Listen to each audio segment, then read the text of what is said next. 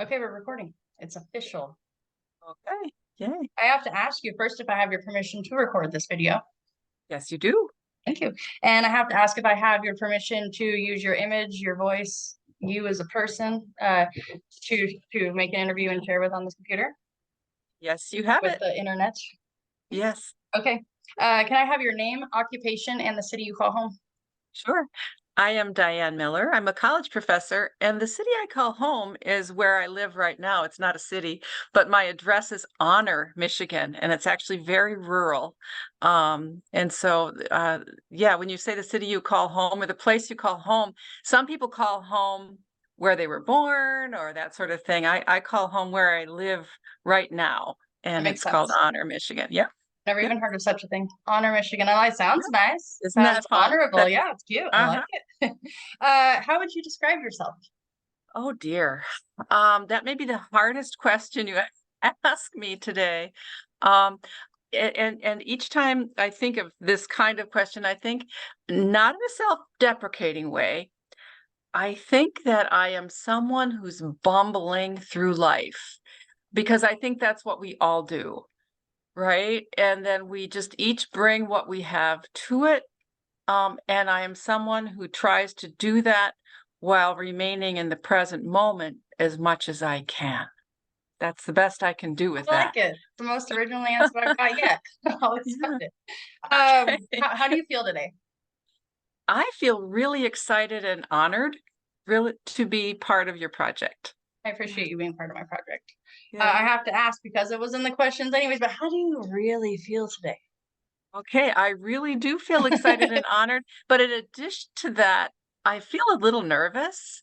Um, because I'm afraid to be interviewed, but because I want to do a good job for you and give you good answers. You know how some of us we get asked a question and we give an answer, and then maybe a day later we think, "Oh, I have a better answer for that." So I want to do my best for you. I Yeah, appreciate that. yeah. Um, so this interview is about experiences with compassion. As Mhm. a communications professor, what does the word compassion mean to you? It's really a problematic term, I think, compassion. And it's like a lot of other terms like community or freedom, right? Where we use the term and then we might have to scratch our head a little bit and think about what it really means. And if you interview 100 people and ask them what it means, they'll each of those kinds of words.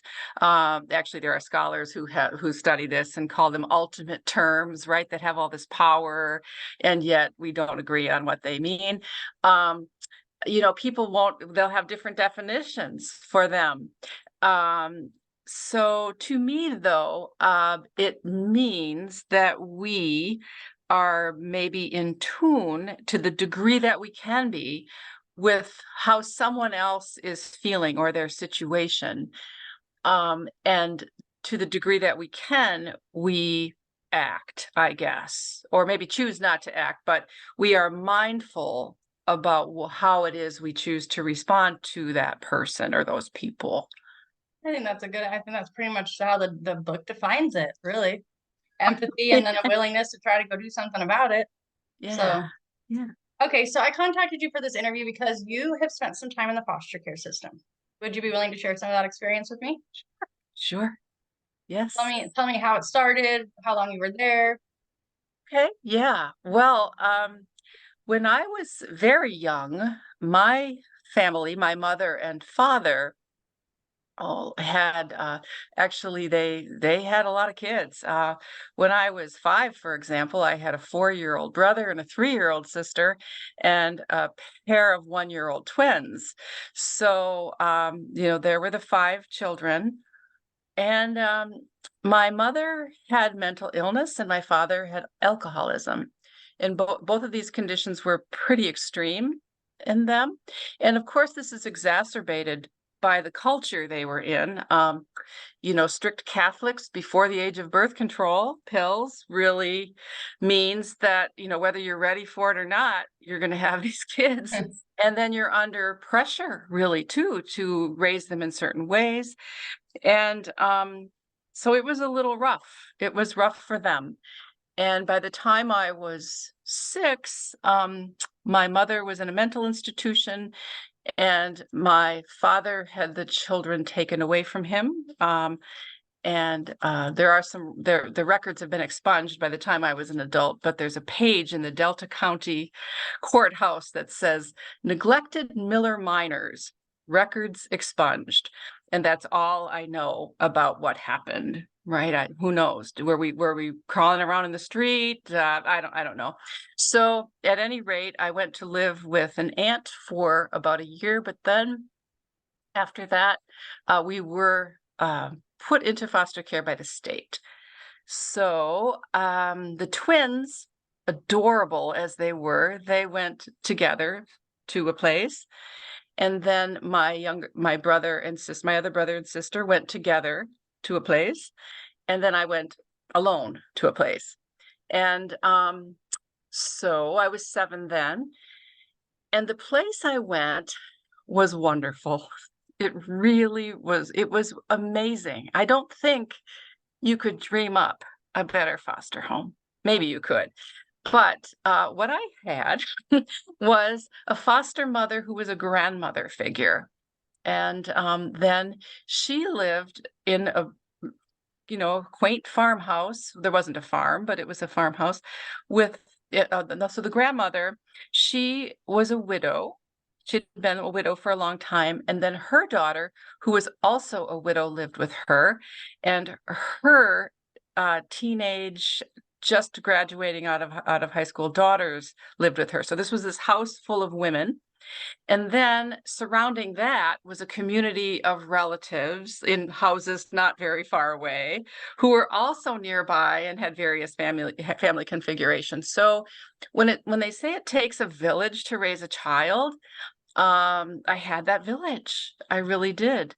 And so as a young child, I lived surrounded by women who loved children. And I was for a while the only child that was there. I didn't ever have any, like a bunch of foster kids in the same house or anything like that. There were certainly children in the surrounding families and all and that sort of thing. But that's what my foster family was. And although there were some episodes, certainly of visiting my father, he would gather the children together and take us camping sometimes in the summer. I'm amazed that this happened. I'm not so sure if it would happen now because I don't think he ever did quite have his act together in those days, and yet it would still happen. And then there was one stint of him trying to raise us again that didn't work out in there too. But aside from that, until I was 19, I lived there. Awesome. Yeah. Did you get to see your siblings like through that time?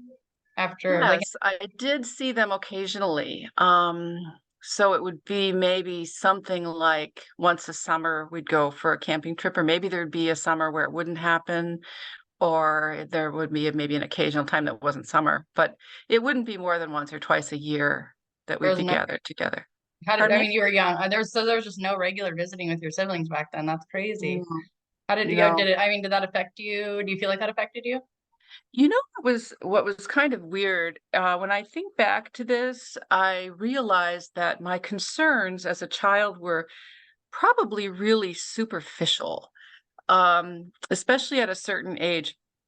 That is, I wanted so badly to be normal, whatever normal was, that I felt this pull where, if I couldn't be with my siblings all the time, then I wanted to be fully in this other family, if that makes any sense. Like, I want one of these families or the other, and then to be able to try to maybe explain to friends or other people what my situation was really a problem for me. I don't know if it would be for everyone.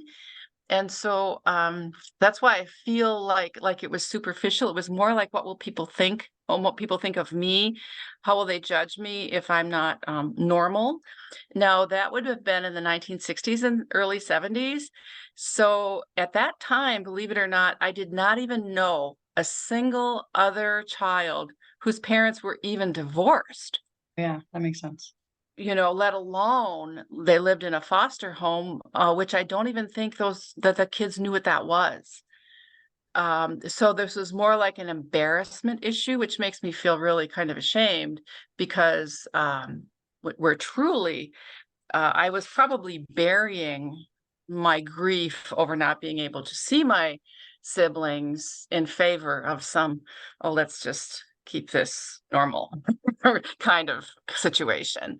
So it gets complicated, really. I And think then, that, yeah, I'm sorry, I think that a lot of foster kids just want normal. So that makes a lot of sense to me. It really does. Like, I just yeah, feel like that's, who doesn't want to be normal, especially when you're growing up and everything is judging you and everybody's judging you and it's all who's popular and who's not and all that. Just having normal is, and then like you said, back in the 60s and 70s, this wasn't even a common thing to be happening. I'm sure the populations in foster care were just astronomically less than they are today. And you didn't even know other foster kids. So of course you want to be normal. never. But I do remember now, especially now that I'm talking about it, how much fun I had with my sisters and brother when we got together. Being with them was a true joy, right? So even though I didn't ask to do it, I didn't visibly grieve over it. I had a hard time compartmentalizing or not that situation. But when we were together, oh, I just loved it so much. Yeah. Do you feel like you just like clicked back with them immediately when you saw them, or was it awkward? I think we clicked back. Yeah, I really do. Yeah. So would you consider your foster mom a compassionate person? I think she was the epitome of compassion. I think she led her life through a lens of compassion or with a guiding principle of compassion. I saw her being compassionate every single day about everything. Serious. I'm serious. It was all with her. She was elderly, even by the time I got there, although I guess she was younger than I am now, but I mean, I saw her, I'm elderly, I guess, by definition. So she was elderly, and so she was a grandma figure. And by the time I got there, she had raised over the years dozens of foster children, right, over decades. She just opened her home to them, and if there was a stray dog, if there was a broken bird, if there was somebody down the street or somebody knocking on the door, I mean, it was always you just take care of that person. Yeah, that Can you was tell me who the she was. specific story? Like, do you have any specific story that you could tell me involving compassion that you think of when you think of her? Oh, it's even hard to be specific because it was just the way it was, right? It was the daily life. So I do remember a situation where somebody would just kind of pop in and they were down on their luck, and then suddenly they were with us for weeks, You just took them that in would and made them happen. her. Yeah, That's yeah, awesome. yeah, yeah. How do you feel when you like just relive the moments of, or just think about her and how she was in your life and the role she played for you in your life? Oh, wow, I feel incredibly grateful, and I think maybe similar to how all of us might as we get older, maybe a little wiser, more understanding. Um, I just wish I had the opportunity now to tell her that, right? I mean, people leave the planet before you get wise enough to be able to say what you really need to say to them. But she was definitely an inspiration. And if I could even just live up to being a portion, a percentage of having a percentage of the compassion that she had, that would be pretty cool. Yeah. Um, can you tell me of a specific time when it doesn't necessarily have to be in foster care, it can even be like with your parents at home? I know you were young, so I don't know how much you really remember, but of a time where you weren't shown compassion, that you felt like you maybe should have been shown more compassion? Mm. You know, I am thinking of a couple of times. I think I was too little to really know about to hook into whether there was compassion when I was real little. Although I know that my mother, aside, she had mental illness, but she, from what I can find out and from the bits I remember, she really took the care of her children seriously, and she did not neglect us in any way. At all. She was like this model mother with, and the pressure, I think, of doing that with 5 little kids and an abusive drunk husband and whatever else, could have exacerbated any tendencies toward her mental illness. So the neglect that we suffered happened in part as a result of her just not being able to be there. When she was there, from what I recall, everything was really taken care of, and we were taken care of. But when I think of maybe not being shown compassion, if this is indeed what that is, I'm thinking of 2 things, or 2 concepts. One would be, and you can tell me if this fits, maybe a system itself can be either compassionate or not compassionate. And so here's a memory that was when probably around 1973, I guess I was a teenager, and I don't know if other foster children have anything like this that had happened, but I must have been 14 or 15, and we children were brought into a court hearing, and I don't believe I was adequately prepared for this at all. I don't remember anyone truly explaining it to me, helping me through what I was about to do. But we were asked by a judge in front of my father if we wanted to go back and live with my father. We had to go up on the witness stand, and there we were, one by one. And I said, no. And I heard my father over there gasp. I don't think he was expecting that. And then I had to give my reasons, and I kind of gave some la-di-da reason about having friends at my foster home or something, which of course didn't even get at the core of why I didn't want to go live with my dad. But I think whether it's a system or something, sure should have prepared these kids for what this was, right? This was a pretty traumatic experience, and we didn't even understand what was happening. And I was old enough, maybe I should have asked my own questions, but I didn't. I was just like, I don't know. So that I think a compassionate approach to that by whoever was in charge of that system could have helped me there. And then I would also say that the only time I can think of where maybe in my foster home there was something that wasn't really working for me might have been a lack of compassion, but not because anybody wasn't compassionate. It's because they probably truly didn't have either the experience or maybe skills, but I think they're pretty skilled, to see what I needed. And that would have been when I was a teenager, there were really some things I wanted to do. I was not the teenager who was out doing drugs or drinking or anything else.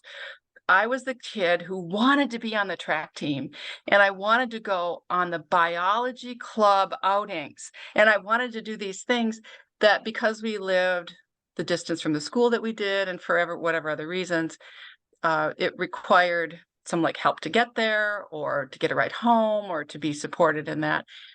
And I wasn't, but it wasn't because anyone was mean to me or anything like that. It was that it just wasn't maybe on their radar.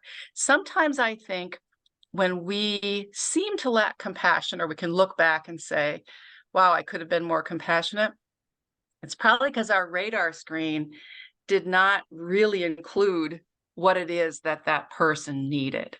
We didn't really, we were not, if that's the right, metaphor, but we just didn't quite see how important it was.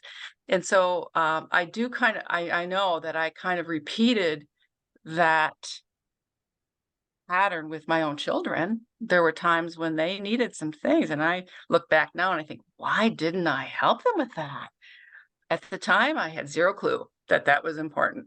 And so whether, maybe Amber, whether whether I'm getting off the topic there or whether that is part of compassion, to be able to have the ability to see what the person does need. That makes Maybe you sense. could even, yeah, does that make sense? It does. It totally makes sense to me. I think, I probably going back to just wanting to be normal as a kid. I wanted to be a part of all those extracurricular everything. I wanted to join the teams, the sports teams, whatever. Uh-huh. And that was not at all my parents' priority. It never was. And now that I'm an adult and I have kids, I just feel like it's like I think sports teams and stuff actually help kids just like feel more part of a group. It probably helps them with their team skills when they go into jobs and stuff. And it's so important for me that my writer just finally became old enough to join T-ball this last year. And as soon as he was old enough, he was in, because I want that experience for them so bad, to just be able to be part of a team and to be able to have whatever they hope and desire and dream like that. And I think I think that's compassion. And also I want to let you know that when I was in foster care, both times I was in there 3 times, but the last 2 times I was age 14 and age 16. And I had to go to court against my parents both of those times. And I had to sit up on the stand, and I wasn't necessarily me being asked if I want to go home, though if I would have been asked, I would have said yeah, because that I did spend the majority of my childhood at home with brief stints in the foster care system, except for from the time I was 16 to 18, I stayed in there the rest of the time. But I absolutely would have said yes, send me home. But that would have been the wrong option, really, because my parents just didn't have their stuff together. And so they definitely should have prepared you for that. I think having to stand up in front of your own dad and like break his heart in a sense, because like you said, he didn't expect that as to be your answer. But and as an addict, I mean, I don't think that he would even understand why that would be your answer. And but still, hopefully now that he's older, as he still's alive. No, just joking. Not joking, but just like not now that I hope sometime before he passed, then he did have a realization that what was being done to you kids was for your better, was for the better, that he couldn't have done that good of a job, and that it was compassion on the state's part and you guys, all your guys' foster homes and stuff, to that they were providing something that he wasn't able to. And addiction's hard, and I hate to use it as an excuse for parents, but I do understand how hard it is to overcome an addiction. And for me personally, I feel like your kids should be number one. I would never go put my kids through that, but also I get the other side of it. And so I feel for him, because I know that, probably had he been able to figure out how to be clean and sober and live that life, he maybe could have been a good dad. And if alcohol was the main problem in his life, like it's a shame that had to be the way it played out for all of you guys because of an addiction like that, and the state was obviously the better place for you to be. Yeah. Yeah. Now, when you were in court, and your parents were there, and so when you just said, I think that you had to like testify against them. Yeah, they would Um, always bring us. Yep. yeah. And so do you feel like the system, whoever it was, the social workers, the whoever, did they help you through that? Were they compassionate to you as you had to do that? I don't remember. I Okay. don't. I mean, like I know, like I said, I know I was prepped for it. I knew what I was getting into, but I mean, our family bond was so tight that they were up there and they were like trying to not necessarily trying to make my parents look bad, probably laying out facts for me. And Amber, do you think that this is appropriate? Amber, do you think this is appropriate?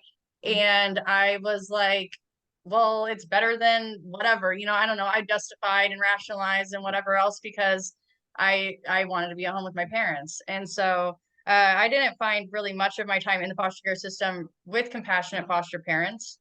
I did have one woman that I strictly remember. I was with her for probably 4 or 5 months when I was 16.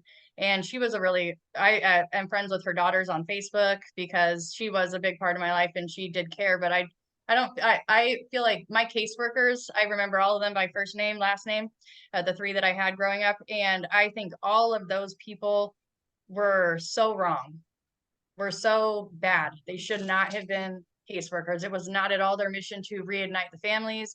It was not their mission to help us with anything. They were like, I would look at all 3 of my caseworkers as evil Mm, people that should not be taking children from people because they are just evil people. And that's just from memories that I have in situations that happen after I got out of the foster care system. I'd find out a story about, one of our caseworkers had gone to our new house. We'd moved to a completely different county, completely different part of the state, and she had gone to our new house. We lived in a trailer park, and she went to the owner of the trailer park, and she said, these people just got out of foster care. The dad was molesting the children, which was all found to be not true while we were in foster care. She held the CARES report from our judge for 3 months. She was supposed to turn it over to the judge immediately, saying that these kids have not been molested. It took her 3 months to give him the CARES report. And the day that the judge received the CARES report, he sent us home with our parents, because that was it. Like, your whole basis of taking them is that they've been molested by their dad, and they haven't. Like, they haven't. So you're wrong.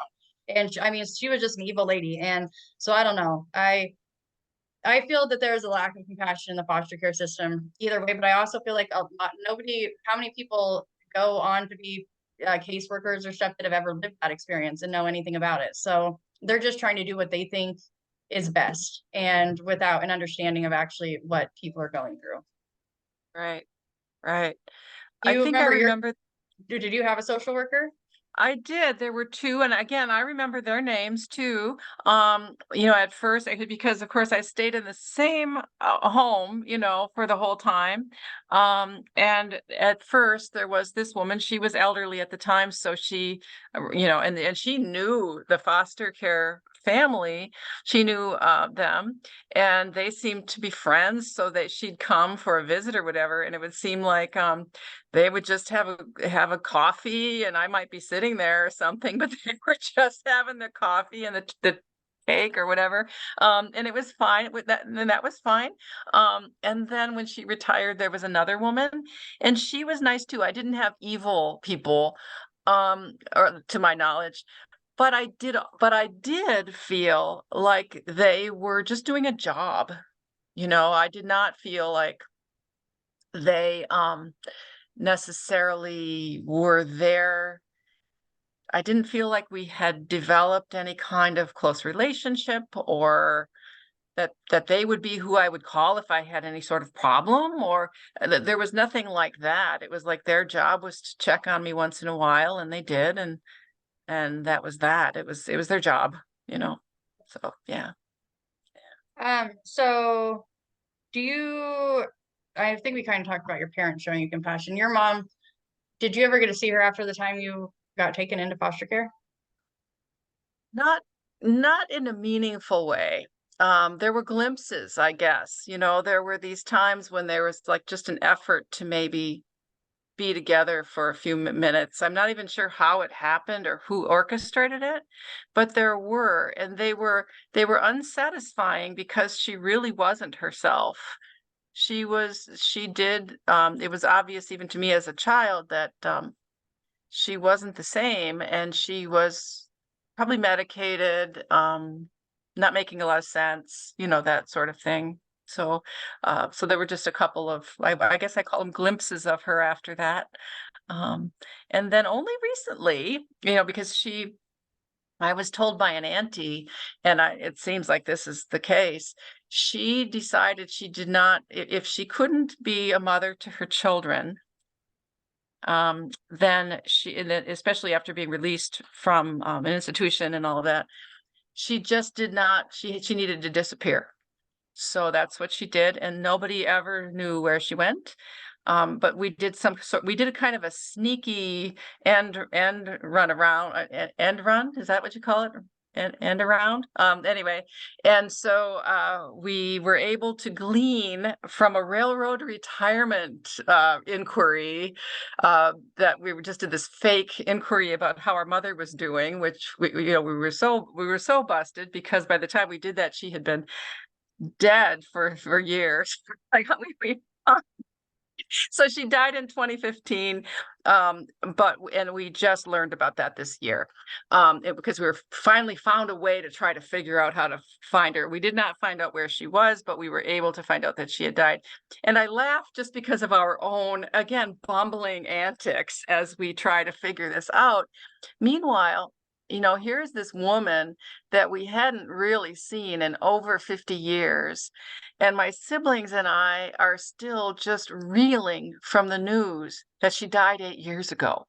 right? Without, there's still something about losing your mother that is so completely profound, right? And just never Yeah. getting to connect with her again, just knowing Yeah. that that's not an opportunity that you'll have is just, that would be, I Yeah. wonder how she felt about that. I mean, we'll never know, but I do wonder, like, she obviously had to think about you guys all the time, regardless if she Yeah. wanted to just be away from the situation. She must have felt guilt and shame and a number of Mhm. other emotions, but I can't imagine how it was for her to go out and know that she never, I not even got to explain herself, because, you know, she was, had mental illness, and that comes with, like you said, medication and a fair share of other things. And so, I mean, I can't even, I feel for you and your siblings. That'd be hard. You're so close to your siblings. You talk to your siblings, Oh, all of them? yes. Yes. Yes.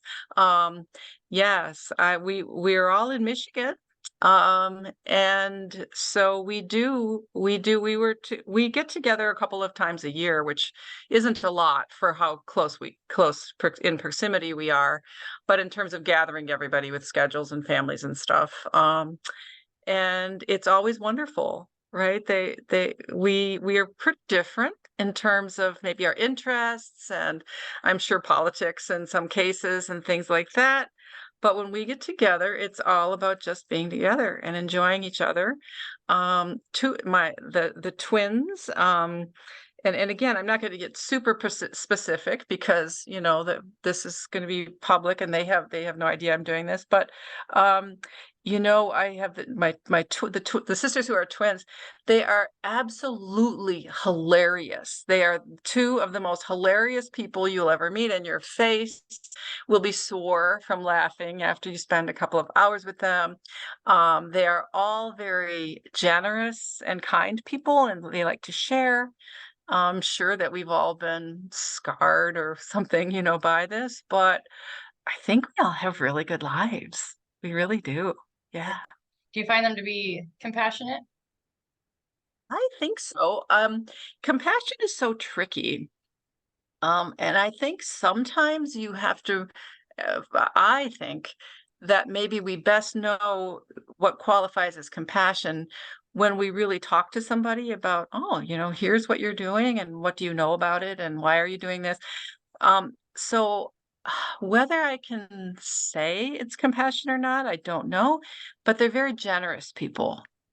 Every single one of them is extremely generous, and I think that there are situations where compassion comes along with that. It must, yeah. There's got to Yeah, be compassion yeah, and generosity. Do yeah. you consider yourself a compassionate person? I think I can be, but I don't think that it's one of my strong suits. I am on a journey. I think inspired by you, Amber, inspired by getting to, starting to think about compassion as a result of talking with you. I am on a journey to become more compassionate. Um, and I think that part of that involves developing some skills. It's not just, well, I'm going to be compassionate today. I think that we can develop some skills in how to respond to ourselves and to other people. And I'm really excited to maybe do that. Our Yeah. textbook that we have for this class, it's called The Compassionate Mind. That's exactly what he says. He says it's just not something that, while compassion is part of what we've evolved into, like to have compassion, it's still something that has to be practiced. It's still something you can practice. You can get better at it. It's just like you're saying, it's a skill, and it takes time to just really hone in on that and make that something that you're good at.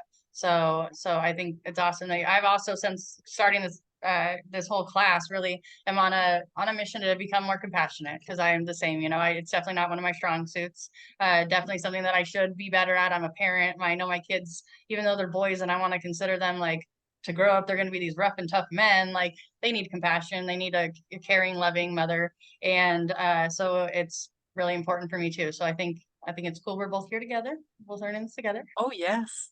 Do you think that your past affects the level of compassion that you have? Sure. I think maybe all of our pasts do. Um, and in terms of how exactly it affects it, I think that's a tough one, right? This big chain of cause and effect, who knows? And of course, all of our foster care experiences are going to be different. So I don't think necessarily generalizing and saying because I was in foster care, thus.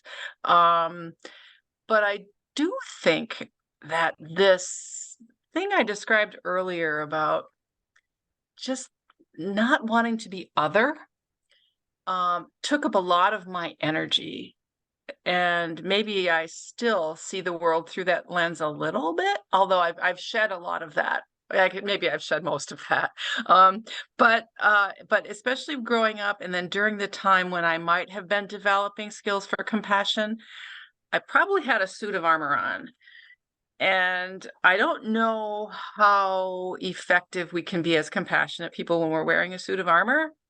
I think we have to take that thing off and be maybe a little vulnerable. And I don't my analogy is going to break down here because I'm not sure what the next step in that analogy is with the compassion. Um, so or maybe it doesn't have to break down. Maybe once you're vulnerable, you are better able to feel what someone else is going through. I don't think that experience uh maybe our awareness of the other person's experience can pierce that armor, you know? Um, and so I'm really interested in that, dropping some of that fear of, you know, how I'll be perceived or that sort of thing, really, really helps. And I think I have dropped a lot of that. So along the way. And so now developing the skills is the next part. So how do I show the compassion? And and I'm pretty sure that it has something to do with being in the present moment. I don't think that we can necessarily feel compassion for another person that's in our space if we're busy thinking about where we're going tomorrow or where we were last year. I think it requires being very, very present. And then maybe, who knows, maybe being present is it. Maybe Right. sometimes being present with that person is how you do it. Like, here I am with you, and that's And half that's it, probably part of maybe. Yeah, empathy. Yeah, I mean, that makes yeah, sense. Would make sense. yeah. Perfect sense, actually. Uh-huh. Do you think that there's such thing as showing too much compassion? Hmm. I don't know what that would look like. Do you? I don't no, I don't think so. I can't Yeah. I think that so I guess the only thing that comes to my mind is but it wouldn't necessarily be compassion, but it would be enabling. My grandma, my brother is, we all are addicts, just recovering addicts, and most of us, some of us are still in addiction. And my older brother, I was just talking to my fiance this morning about it. I mean, my grandma's probably sent my brother over $100,000 from the time he's been an adult till now, and really just supported his habit of drug addiction. And I mean, or like one time paid about $20,000 for an attorney for him to try to get him off these charges that he had done. So really, he should have not tried to get off the charges. He should have just got his court appointed attorney and gone through with whatever happened. And so I think it was her intent to be compassionate for sure and understanding and try to help him. She feels for us and the childhood we have and stuff, but I think he also kind of maybe took advantage of that. And so there's also a line between compassion and enabling. And I think that a lot of what she was doing was just enabling him to continue down that road. And because of that, she was taken advantage of a lot. Like $100,000 is a lot for anybody to just not have now. And so I mean, I guess situations like that, yeah, maybe there could be too much compassion when it's hurting somebody. Yeah. Well, do you think that's too much compassion or a misguided effort to be compassionate? Because maybe, and I'm not certainly arguing that. I'm kind of trying to process it and work it out for myself. I'm wondering if maybe sometimes the compassionate thing would be to say, all right, well, I see that this addict whom I love needs to experience the consequences of his or her behavior. And so the best thing for me to do right now is to not give the money or whatever it is. And then that could be maybe compassion. I don't know. Yeah, my mom, I mean, I Yeah. was in jail one time for a DUI up in Washington State, and I remember calling my mom and I was just like, Mom, I only need $500. I can bail out of jail. Like it was obvious to everybody I was going to get out of jail and just go drink some more. And she was like, No, no, like absolutely not. You're sitting there and whatever. And I got so angry because I'm like, man, like grandma would bail Nathan out of jail today. Like, how are you gonna tell me that what? And I mean, again, that was just her way of being compassionate, I guess, at the time. And so, yeah, I mean, it is tricky. It is very Mhm, tricky. And I mhm. think, my grandma, she had good intent regardless, but she also had never been an addict, so she didn't understand like what she was doing. She couldn't have any clue of any of it because she just didn't, and she was worked as a pharmacy technician for her whole life, and she just, lives in a really nice condo in a really rich part of Portland, and she just, never really experienced any hardship like that. She did have a really hard childhood growing up, but in her adult life, she did really good for herself. And I think that she just wanted us all to try to have that too. And it was just, maybe done in the wrong way. And unfortunately, she got really taken advantage of for it. And so, uh, and my brother's doing good today though. He's been clean and sober for like 3 years. And he's this last year, he made over $100,000 in his roofing company. So he's doing really good for himself. So, I mean, life changes. He Yeah, should give my grandma some of that money back, probably. yeah, that would be great. That'd be great. Yeah. I wonder if it's those things where we make the mistakes. You said your grandmother hadn't experienced addiction, right? Um, and then when I think through back to where maybe the only parts in my foster home where I just felt like, gee, you're not really, I'm not getting what I need here.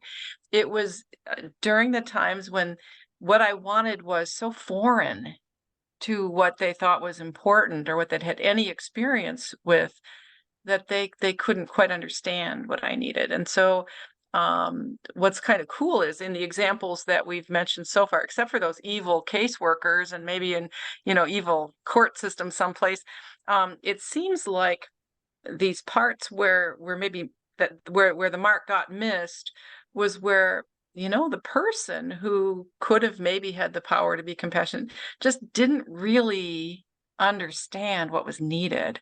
And I think we will do that too with our kids. Yeah, I have when I just didn't really get it, you know, what it was that I was kind of on deck for. And so it's not a deliberate, mean, nasty kind of abuse that is coming to mind as we're talking. I don't know about for you, but it's like, well, they're Lack the misguided or just don't lack the understand. understanding. Yeah. Yeah. Mhm. That's true. Yeah. Yeah. Okay. I have one last question for you. Okay. If you were to give some words of advice about compassion to my fellow students or anybody else that's watching this video, what would they be? Mm, that's really hard because I don't feel like I'm wise or particularly good at compassion, but I think the key to it might be to this being present, you know, not letting fear guide it or wanting to control a situation or maybe be the hero after it's all done or any of that superficial stuff, but to maybe just really be in that moment. I wonder if sometimes half the compassion comes from just being with the person who needs it. And then maybe the answers can kind of come there too, Do, maybe this is an example. Isn't it rough when you're maybe or it is for me, when I'm in the city and there are many, many unhoused people who want my donation. I mean, I don't even have enough to give that to them. I don't know if that's really what they need or Yeah, not. Is it? I was just driving through Mount Pleasant yesterday, and I mean, there was Yeah, people spare changing on every corner. Uh, yeah, this is going to sound bad. I'm sure it is. yeah. But I come from Portland, Oregon, where on every single city block is somebody spare changing for money. And I was just telling my fiance yesterday as we were driving through, because we passed two in a row, like on a really short stretch of Mission. And I am just like, first of all, in my experience, everybody that is living in situations like that is facing some kind of addiction, some kind of something where if the guy, this is actually exactly what I said. I said, if that guy can sit there and hold a sign for hours, spare changing for money, he can just as easily sit inside the Walmart doors and greet customers as they come in.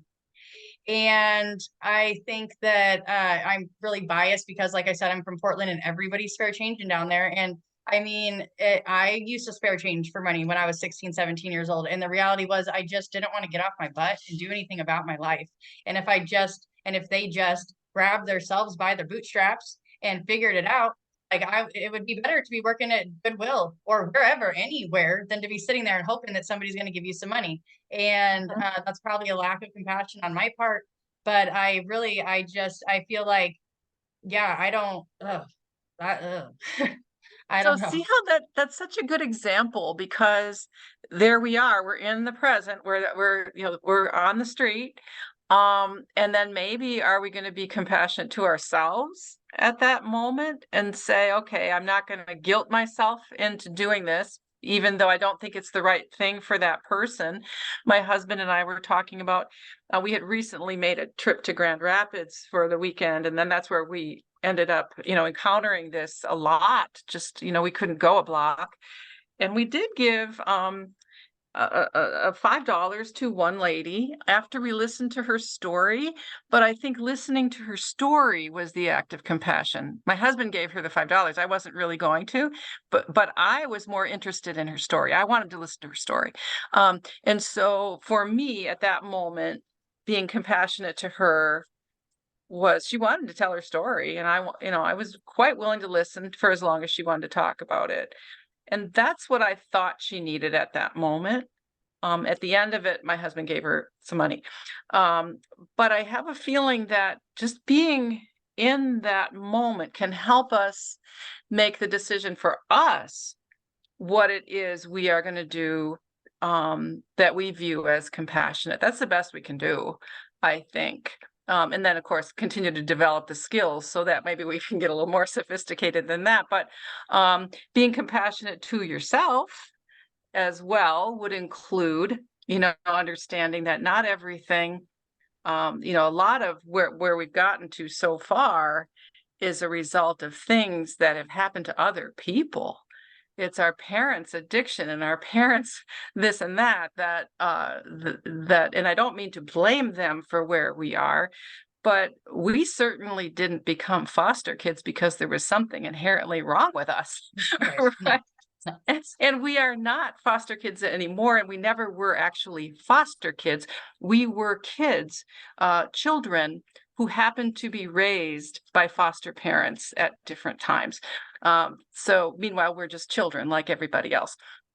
And so I think being compassionate to ourselves first as we decide how to view ourselves, and then be in the moment with ourselves and other people, is probably the best I can do.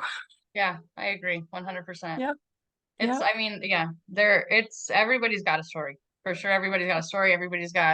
And I want to go to school. I want to help these teenagers, 15, 16, 17, 18-year olds that are struggling, that are having troubled youths. And I just want to, help them not end up to be that homeless person on the street because you have every excuse to be homeless, because you've been in foster care, because you've been abused, you've been neglected. And of course you can go do all that.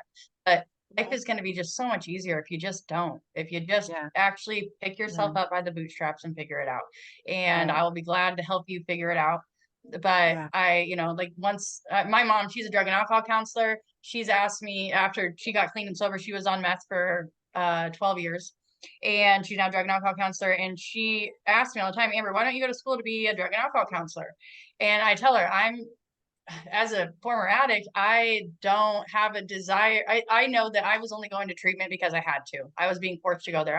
I didn't ever want to go change. It wasn't until whatever happened inside myself that I said, I'm just not going to do this anymore. I got pregnant. That was for me, my life experience. But Mom, I appreciate you and what you do, and your wanting and desire to help these people that are struggling with addiction and stuff, and that you have all the experience to offer them of, you were this and now you've been clean and sober for 7 years and all that. But I really want to help people before they ever even get to that point. Try to not have to go through that point, because I think that we both have the same mission and a different path that we're trying to take it, but to help a person, to help people, whatever it is, and yeah, through our own different life experiences, hopefully we're able to do that. And you too, you also are helping people. You know, you talk about that moment, you say 16, 17, 18 years old, and that is an amazing moment to help somebody, whether they're foster care or something else. I don't think any of us is really prepared for what happens then. We leave high school and now we're supposed to make these big decisions about where we're going, what we're going to do. Um, it's too hard to do that. We're really as a species for, you know, millennia, we lived in tribes where we were not expected to go off on our own, at age 18 and then do something at some college someplace. I'm really glad for colleges, but I don't think I think that that's this moment in their lives that you're talking about where they can at least be eased into these decisions with support, Right. They need that support. I like, think yeah, troubled youth, like no matter how it is, they're troubled because of likely their childhood experiences, whatever that might be. And I think that a lot of them are lacking that guidance. And when they are getting that guidance, it's from somebody like a caseworker or somebody that you're against me, you're against my family, you're against whatever it is, And so I think that being that they have likely weren't shown an example of how to go out and do those adult things, keep a job. I've had 37, 38 actual legitimate jobs that I filled out W-2s for, W-4s, whatever. I mean, I just couldn't hold a job to save my life throughout my 20s. I tried to get into college. I flunked out of college. It took me until I was 23 to even figure out how to fill out my FAFSA to get into college. And, when you age out of foster care, you get your schooling paid for you. Like I have still to today, my college is paid for, and we are given every opportunity to excel, but we're not given any example of how to do that. And so that's why that age group is really important to me, because I just feel like you said, they're lacking that guidance, and to have that guidance during that such a huge part of their life, especially for aging out foster kids, a lot of the time they're 18 now, they can go back home to their parents, and that's exactly what they want to go do. And or then they're going to go back to their parents who are in addiction or are whatever it is, but that's home, and everybody wants to be with their parents. Or like you even said, you guys have this feeling for your mom. She hasn't been there for 50 years, but you still have, that's your mom, regardless, that's your mom.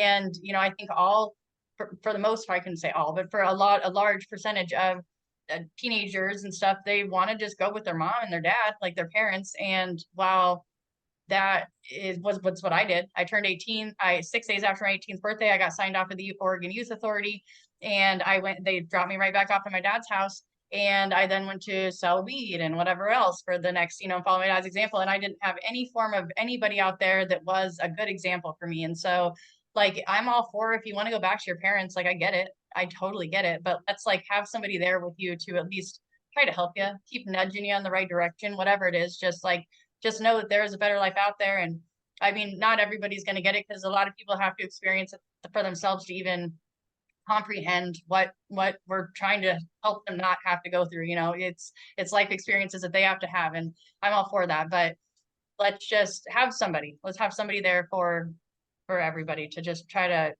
be something, be some example, be some shining light out there in the world. yeah, yeah. That I sounds really appreciate wonderful. you taking the time and doing this interview with me so much. It's been a lot I of fun. appreciate you, You're my Amber, most really. in-depth interview for sure so far. My teacher's gonna Oh, oh, well, it's because you're a good interviewer